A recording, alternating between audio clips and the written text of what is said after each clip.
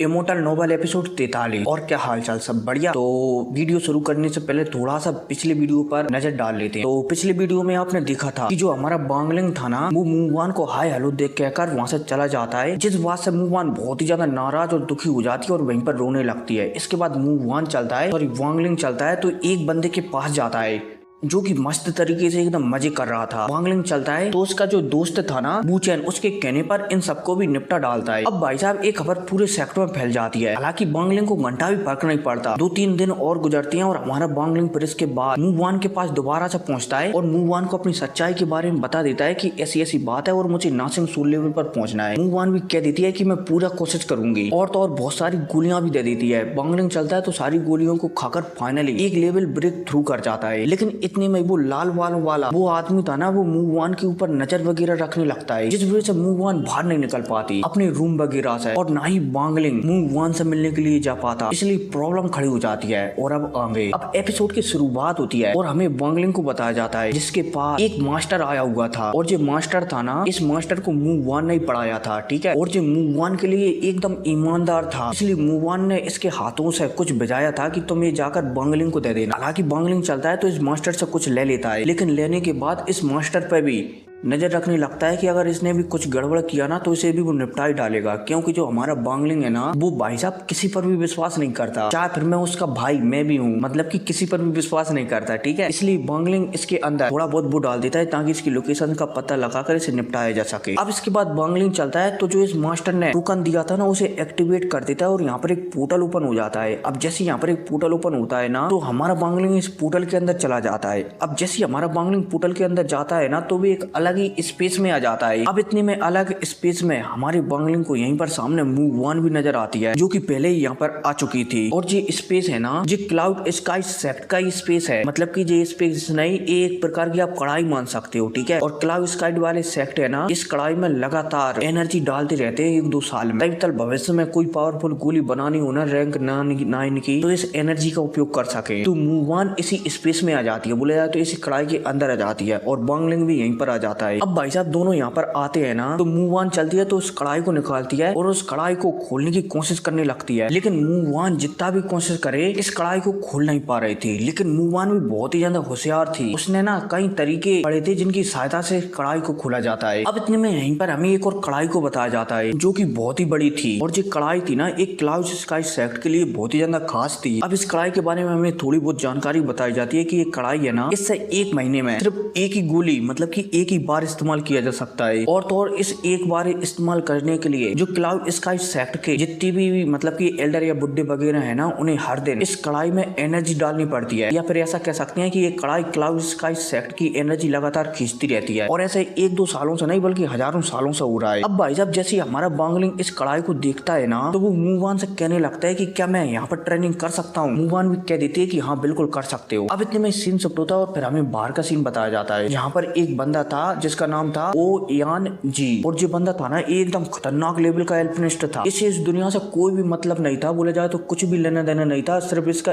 एक ही मकसद था, और वो है रैंक 9 की गोली बनाना। भले ही इसके लिए वो अपनी जानों की प्राण दे दे, लेकिन रैंक 9 की गोली बनाना उसके लिए सबसे खास काम था। मतलब कि एक प्रकार से ये अपनी गोली बनाने की क्षमता से प्यार करता था, ठीक है। इसके अलावा इसे कुछ भी मतलब नहीं था दुनिया से लेना देना कि भाई उसकी शक्तियां क्या है क्या नहीं है। और इसी कारण ये बंदा था ना ओ यान जी, सभी लोग इसकी मतलब की इज्जत वगैरह भी करते थे, और तो और मूवान तक इसकी इज्जत वगैरह करती थी। हालांकि ये इतना पावरफुल नहीं था, सिर्फ एक रैंक 5 की ही गोली बना सकता था, लेकिन फिर भी सभी लोग इसकी इज्जत करते थे, ठीक है। अब इतने में सीन शिफ्ट होता है और दोबारा से हमारे वांगलिंग को बताया जाता है। वांगलिंग चलता है तो जो ओ यान जी था ना, उसके बारे में पूछने लगता है। मूवान चलती है तो सब कुछ बता देती है कि ये बहुत ही क्रेजी बंदा है, जो फिलहाल के लिए एक रैंक 5 की गोली बना रहा है। लेकिन अब मूवान चलती है तो ओ यान जी को छोड़कर अपना मतलब की उस कढ़ाई से गोली निकालना उसे निकालने लगती है। मूवान चलती है तो यहाँ पर जितनी भी एनर्जी थी ना, उसका इस्तेमाल करने लगती है। और तो और यहाँ की एनर्जी जैसे जैसे कम होती जाती है ना, तो ओ यान जी जो बाहर एनर्जी बोला जाए तो एनर्जी का उपयोग कर गोली बना रहा था ना, वही एनर्जी नीचे आने लगती है इस कढ़ाई में। और मूवान चलती है तो इसी कढ़ाई का इस्तेमाल कर यहाँ पर जो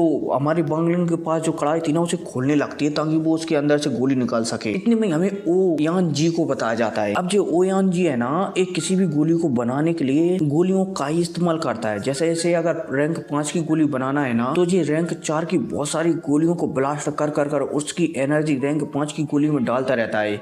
बोला जाए तो जी ओ यांग जी है ना, जी किसी सेक्रीफाइस टेक्निक का उपयोग करता है और उसी की सहायता से अगली गोली बनाता है। अब यहाँ पर जी देखता है ये एनर्जी लगातार कम होती जा रही है, क्योंकि नीचे मूव धरती के नीचे मूव लगातार एनर्जी को खींच रही थी और खींचकर उस कढ़ाई में रखी हुई गोली को बाहर निकालने की कोशिश कर रही थी। इसलिए ओ यांग जी को यहाँ पर एनर्जी की जरूरत पड़ने लगती है अपनी गोली बनाने में, इसलिए ओ यांग जी चलता है। तो यहाँ पर रैंक 4 की बहुत सारी गोलियों को फोड़कर दोबारा से चार तरफ एनर्जी कर देता है और इस एनर्जी को रैंक 5 की गोली में डालने लगता है और फाइनली वो गोली बना भी लेता है। अब इतने में सीन शिफ्ट होता है और हमें मूव वन को बताया जाता है। मूव वन चलती है तो फाइनली जो भी मतलब कि वो कढ़ाई से गोली निकाल रही थी ना, उसे बाहर निकाल लेती है। अब जैसे ही मूव वन इस गोली को निकालती है ना, तो वो हैरान हो जाती है, क्योंकि ये रैंक 7 की गोली थी। मूव वन को भी उम्मीद नहीं थी कि इस फर्नेस में रैंक 7 की गोली होगी, लेकिन थोड़ी देर बाद ही मूव वन को पता चल जाता है कि नहीं ये रैंक 7 की गोली नहीं है, बल्कि रैंक 6 की सबसे हाई लेवल की गोली है, मतलब कि एक कदम और रैंक 7 की गोली। मूव वन चलती है तो इस गोली को वांग लिंग को देखकर वांग लिंग से कहने लगती है कि तुम इस गोली की सहायता से आसानी से नाशंग सोल लेवल पर जा सकते हो। वांग लिंग भी सिर हिलाता है। अब इसके बाद मूव वन चलती है तो यहाँ पर जो भी जगह थी ना, यहाँ से बाहर निकल जाती है। वांग लिंग चलता है तो इस गोली को खा लेता है और अपनी मोती में जाकर वहाँ पर ट्रेनिंग करने लगता है। समय गुजरता जाता है और फिर हमें 10 दिन बाद का सीन बताया जाता है। अब सिर्फ 10 ही दिन बचे हुए थे मूव वन की शादी को। वांग लिंग चलता है तो उसकी जो आफ्टर इमेज थी ना, आफ्टर बॉडी थी ना, वो नाशंग सोल लेवल पर पहुंच गई थी। इतने में वांग लिंग चलता है तो अपने हाथ हिलाता है और हाथ हिलाती यहीं पर उसकी ओरिजिनल बॉडी प्रकट होती है। अब भाई साहब जैसे ही वांग लिंग की यहाँ पर ओरिजिनल बॉडी प्रकट होती है ना, तो वांग लिंग की जो आफ्टर इमेज थी ना, बोला जाए तो नकली बॉडी,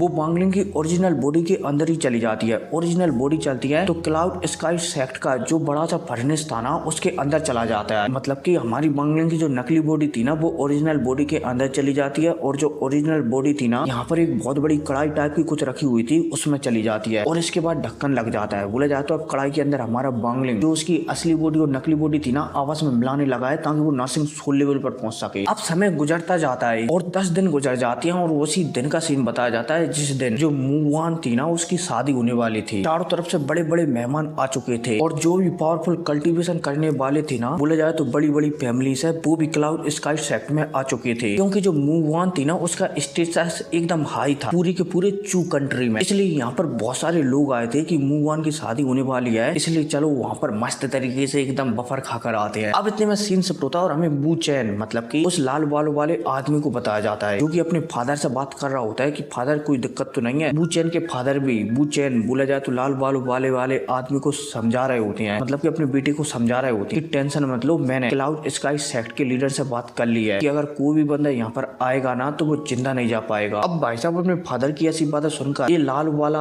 आदमी भी हाँ में सिर हिलाता है कि ठीक है। हालांकि इस लाल बालों वाले आदमी को बोला जाए तो बू चैन को चिंता तो होती है कि उस रात जिस बंदे से मूव वन मिली थी ना, वो बहुत ही ज्यादा पावरफुल था, लेकिन फिर वो अपनी चिंता को भुला देता है कि यहाँ पर बहुत से पावरफुल फैमिली वाले उपलब्ध है और नाशंग सोल लेवल के भी बंदे बहुत ही ज्यादा हैं, इसलिए वो बंदा यहाँ पर आया तो वो जिंदा नहीं जा पाएगा। अब हमें इतने में थोड़ी बहुत बैक की भी बातें बताई जाती हैं कि जो लाल बालों वाला बू चैन है ना, उसने मूव वन को धमकी वगैरह भी दी थी कि तुम्हें मुझसे शादी करनी ही होगी, लेकिन मूव वन बिल्कुल भी तैयार नहीं थी उस समय। अब जैसे ही वो दिन आने वाला था जिस दिन क्लाउड स्काई सेक्ट में मूव वन की शादी होने वाली थी ना, तो बहुत से मेहमान यहाँ पर आ जाते हैं और क्लाउड स्काई सेक्ट को एकदम फूलों जैसा सजा दिया जाता है। अब यहाँ पर सभी लोग आपस में बैठकर बातचीत कर ही रहे होते हैं और जो बू चैन था ना, वो मूव वन को धमका ही रहा होता है। तभी यहाँ पर जो धरती है ना, वो हिलने लगती है। बोला जाए तो क्लाउड स्काई सेक्ट है ना, वो हिलने लगता है। अब भाई साहब जैसे ये सेक्ट हिलता है ना, तो हमें वही मतलब कि इस धरती का सीन बताया जाता है, अंदर का सीन बताया जाता है। यहाँ पर जिस कढ़ाई में हमारा वांग लिंग ट्रेनिंग कर रहा था ना,